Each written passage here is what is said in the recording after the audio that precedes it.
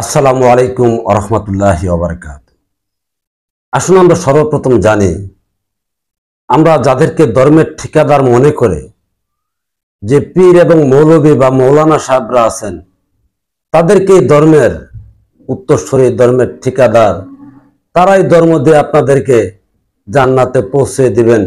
যে ঠিকাদার মানতেছেন আর বানিয়ে রেখেছেন। আদৌ কি কোরআনে এই পীর এবং মৌলভী, মোল্লা, মৌলানা এই সমস্ত কিছু কি আছেন? এমন কোন বাপের বেটা যদি থেকে থাকেন যে এই পীর মৌলভী কোরআনে আছেন এবং আল্লাহর রাসূল এই পীর মৌলভীদেরকে ঠিকাদার বানিয়ে দিয়ে গেছেন, এমন কোন আয়াত থাকলে কোন বাপের বেটা দেখাবেন। আর যদি না দেখাতে পারেন, এই কথাটুকু শুনতে আপনার খারাপ লাগে যদি, তাতে করে আপনি আমাকে খারাপ ভাষা ব্যবহার করতে পারেন। আপনার ফেসবুক, আপনার ইউটিউব, আপনার জিমেল, আপনার আঙ্গুল দিয়ে যা মনে চায় লিখতে পারেন, কিন্তু বাস্তবতায় দেখুন এগুলি আছে কিনা। কারণ কোরআনে যদি নাই থাকেন পীর এবং মৌলভী, তাহলে তারা তো ইসলাম ধর্মেরই না। তারা না আল্লাহকে মানেন, না নবী রাসূলকে মানেন। যদি নবী রাসূলকে মানতেন, তাহলে যে জিনিসগুলি নেই এগুলি তারা নিজের নামের সাথে টাইটেল দিয়ে বুক খুলিয়ে গর্ব করে বলতেছেন হযরত মৌলানা ইমুক। আরে হযরত নামের সাথে টাইটেল কি করে লাগান? যিনি হিজরত করেন, ধর্মের জন্য দেশ যারা স্থানান্তরিত করতে হয়, দেশ থেকে উচ্ছেদ করে দেয়, তারা হযরত। যার ধরুন নবী মুহাম্মদ মুস্তাফা সাল্লাল্লাহু আলাইহি ইসলামকে হযরত মুহাম্মদ মুস্তাফা সাল্লাল্লাহু আলাইহি ইসলাম বলা হয়। কিন্তু আমরা দেশের মৌলভীরা, তারা ধর্মের জন্য কবে দেশ ছেড়েছেন কেউ বলতে পারবেন না। ফিরেরা তাদের নামের আগে হযরত, মৌলানা, পীর, ফকির, মোল্লা এগুলি কোথা থেকে আসলো? আগে খুঁজে বের করুন এগুলি কোথা থেকে আসলো। এগুলি আদৌ মুসলমানের না এবং নবীর দেওয়ার ধর্মের না, আল্লাহর দেওয়ার বিধানের না। তার জন্য যদি আরেকটু প্রমাণ করতে যান, তাহলে প্রমাণে যান।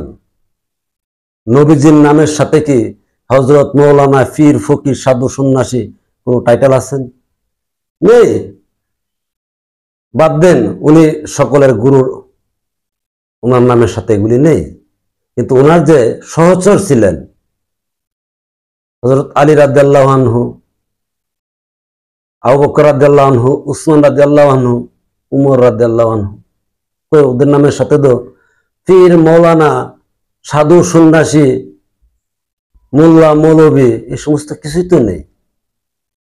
শুধু তাই নয়, এর পরবর্তী জেনারেশন যাকে বলা হয় তাবে তাবেঈন, অর্থাৎ নবীজির সহস্রদের যে ছেলে মেয়ে ছিলেন, ওনাদেরকে বলা হয় তাবে তাবেঈন।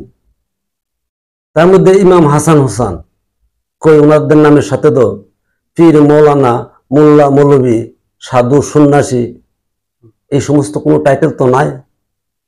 তাহলে এগুলি এখন কোথা থেকে আসলো? আমি যদি বলি তা আপনাদের রাগ হবে। এই মৌলভী ফয়দা করে দিয়ে গেছেন ইংরেজরা। ঠিক ফিরের ইতিহাস জানলো তেমনটাই পাবেন। তবে আমি অনুরোধ করব আপনারা নিজেরা তালাশ করে দেখুন। কারণ বড় পীর আব্দুল কাদের জিলানী সাহেবের সাথে যে আরো কোনো পীর আছেন, মিলে না। কারণ নবীজির বংশের কাউকে যে পীর বানিয়ে দিয়ে গেছেন, এটা তো পায় না। তাহলে ওনারা আসলো কোথা থেকে? যদি এই ভারতবর্ষে মসজিদ, মাদ্রাসা, মোল্লা, মৌলভী এগুলির জন্ম ইংরেজরা দিতে পারে, পীরের জন্ম দিতে পারেন না? পেরেছেন। না হলে পীর ধরে মিল নেই কেন? এক পীর আর এক পীরের আদর্শ বা কার্যাদির সাথে কোনো মিল নেই। এখন আসুন, তারা এগুলি দিয়ে নিজেরা কি করেছেন? এই মানব জাতির জন্য, তার দেশের মানুষের জন্য কি দিয়ে গেছেন? আসুন একটু সামনে আসি। এই যে মৌলভী দিয়ে, মৌলভীরা মৌলভীদেরকে কিভাবে একে অন্যের বিরোধিতা করতেছেন এবং প্রকাশ্যে এই বাংলাদেশের মাঠে ঘাটে কত আন্দোলন, কত হানাহানি হয়েছেন তা আপনারা অবগত। এটা কি করে সম্ভব? এলাও ধর্মের ঠিকাদার উনার বিপক্ষে যিনি আছে উনিও ধর্মের ঠিকাদার, এক ঠিকাদাররে দেশ থেকে ফে দিয়ে তুলে দিচ্ছেন কেন? এইটুকু করানোর জন্যই এই মৌলবীদের জন্ম দেওয়া হয়েছে। আর এতে করে কি হয়েছে এখন? ওদের সকল কথার একটাই, যা হবে মরলে পরে। আরে বাবা, মরলে পরেরটার জন্য এই জীবনটা এভাবে সকল কিছু বিসর্জন দিয়ে মরার পরে কি হবে যা আমরা আদৌ দেখি না, জানি না, একজনকে দেখাতেও পারি না। আজকে যদি মিথ্যা কথা বলে বলে এই সমস্ত কিছু কোরআনে জাস্ট আমাদেরকে পুনরুত্থান করা হবে এইটুকু বর্ণনা দিয়েছেন, হাসর হবে এইটুকু বর্ণনা দিয়েছেন। কিন্তু এই যে আজগুজবি কিচ্ছা কাহিনী যত ভয় ভীতি আছে এগুলো তো কোরআনে নেই। আর এই মিথ্যা আশ্রয় দিয়ে ওরা যে বিধিবিধান ব্যবস্থা চালু করে রেখেছেন, এতে করে প্রতিবন্ধী, অর্থাৎ একটা হচ্ছে বুদ্ধি প্রতিবন্ধী, আরেক হচ্ছেন বাস্তব প্রতিবন্ধীরা আমাদের সমাজে মোল্লা মৌলবী অধিকাংশ। ওদের দ্বারা এই যে মাদ্রাসার মধ্যে, মসজিদের মধ্যে মেয়ে বাচ্চা, ছেলে বাচ্চা তাদেরকে নিয়ে যে কি করতেছেন প্রতিনিয়ত আপনারা খবরে, ফেসবুকে, ইউটিউব, অনলাইনে প্রতিনিয়ত দেখতেছেন। কই এই মোল্লারা তো এটাই বিরোধিতা করে না। এই অসহায় মাসুম বাচ্চাগুলিদেরকে এইভাবে অনাচার অত্যাচার করে পরপারে পাঠিয়ে দিচ্ছেন, তার কোনো প্রতিবাদ নেই। তাহলে ওনারা কি করেছেন? এই মোল্লা মৌলবী ধর্মের নামে কি করেছেন? একটাই করেছেন, বাচ্চাগুলি একটা জাতিকে পঙ্গু করে দিচ্ছেন মিথ্যা ফতোয়া দিয়ে, যেগুলি আদৌ কোরআন সাপোর্ট করে না। এরপরে আসেন এই যে ফিরেরা, এই যে ফিরে কামেল, মসজিদে মুকাম্মেল, এই এত বড় 10 হাত 20 হাত 14 হাত একটা লম্বা টাইটেল দিয়েছেন। কারা ওরা? আরে মোল্লা মৌলবীরা তো একটা আছে মসজিদ নিয়ে, মাদ্রাসা নিয়ে। আর ফিরেরা, ওরা তো মাফিয়াদের চেয়ে তো আরো শক্ত। ওরা মসজিদ মাদ্রাসাও দখল করে, মাজারও দখল করে, আস্তানাও বানায়। আর ওদের কথা কি, যা হবে মরলে পরে। অর্থাৎ গোপন, এই গোপন জিনিস দিয়ে মানুষ খায় না, মাথায় দেয়।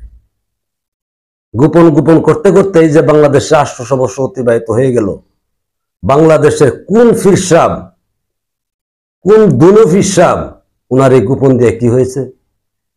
বাংলাদেশে 3 লক্ষ পীর, অথচ রাস্তায় হাঁটলে পকেটের নিরাপদ নেই, কোনো মন্ত্রণালয়ে গেলে ঘুষ ছাড়া কোনো কথা নেই, একদিনের কাজ 6 বছর লাগে। এই গুতুমার্কা ফিরের আর ভক্ত অনুসারীরা আছে না? আছে তো নাকি? এই 3 লাখ ফিরের মধ্যে যাদেরকে কামেল মনে করেন, কোন বাপের ফুলা যদি থাকেন, বলেন যে এই ফিরটা কামেল, তার দ্বারা বাঙালি জাতির, মানব জাতির কল্যাণটা আসতেছে। আজকে মোল্লাদেরকে যদি দুষলেন পীর সেজে, মোল্লাদের ফাঁসার মধ্যে গিয়ে অত মাতানত করেন। এই ফিরগুলিরাই আবার আলাদা গোপন কি বলে, আদৌ এই গোপন কেউ পাইছে তো নাই, হয়তো এখন অনলাইনের সুবাদে মানুষ কথা বলতে পারতেছেন। আর এগুলি তিক্ত হয়ে কবি জালাল সাহেব একটা গান লিখেছেন, ফাইলো কি তাই কইল না রে, তাই ভাবে জালালের মন, থাকতে খুদা প্রেম সুদা পান করে রে পাগল মন। এই যে গোপনের ফিরের ফুটাতে, এই গোপন গোপন বলতে বলতে বাঙালি জাতির 800 বছর অতিবাহিত হয়ে গেছে। দেখানে কামেল ফিরের দর্শন, চিন্তা, আদর্শ, মানব কল্যাণের তার কর্ম আদর্শ রেখে গেছেন, যা মানুষ যুগের পর যুগ সারা বিশ্বের সকল ধরনের মানুষে তাকে স্মরণ করে। একজন পীর সারা পৃথিবীতে দেখান নেই। অথচ আমাদের এই বাঙালি জাতির মধ্যে লালন সাহেবজি, উনি কতটি গান রেখে গেছেন, লিখিত কোনো বই পুস্তক কিতাবাদিও নয়।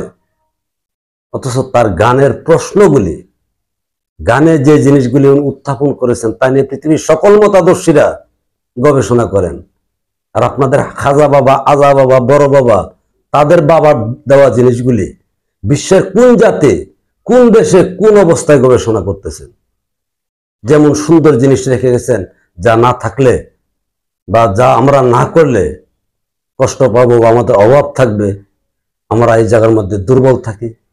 কেউ তো না।